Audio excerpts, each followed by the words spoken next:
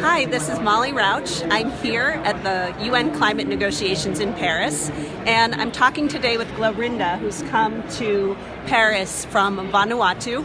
And Glarinda is going to tell us a little bit about why she's here and what's going on in her community and what she wants to see come out of these climate negotiations. So Glarinda, thanks for talking to us. Can you tell us a little bit about where you're from and how climate change is impacting your country and your community?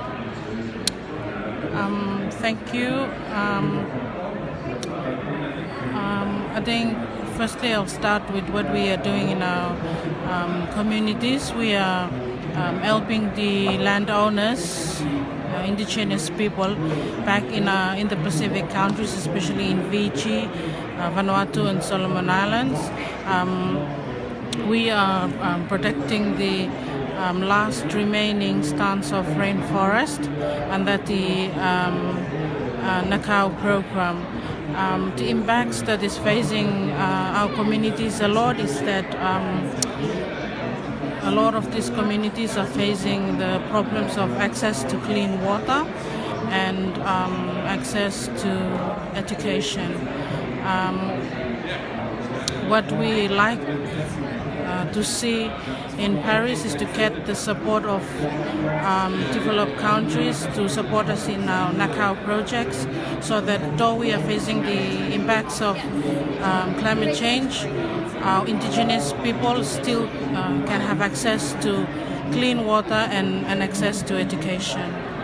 So, Glarinda, you were telling me earlier about how climate change and sea level rise impacts the drinking water for your community and how the coconut plantations are spreading and taking down the old-growth forest in your community.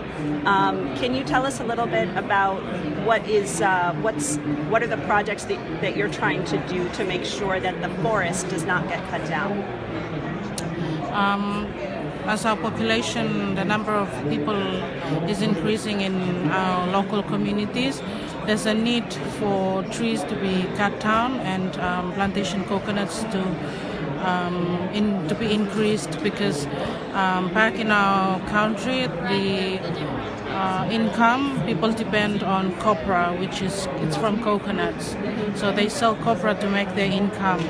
So at the moment, I think the biggest pressure is putting in more coconut plantations. So we are trying to conserve this last standing of forests to remain. And what is your project hoping to replace the coconut plantations with? Our projects is we are looking at creating carbon benefits, replanting trees.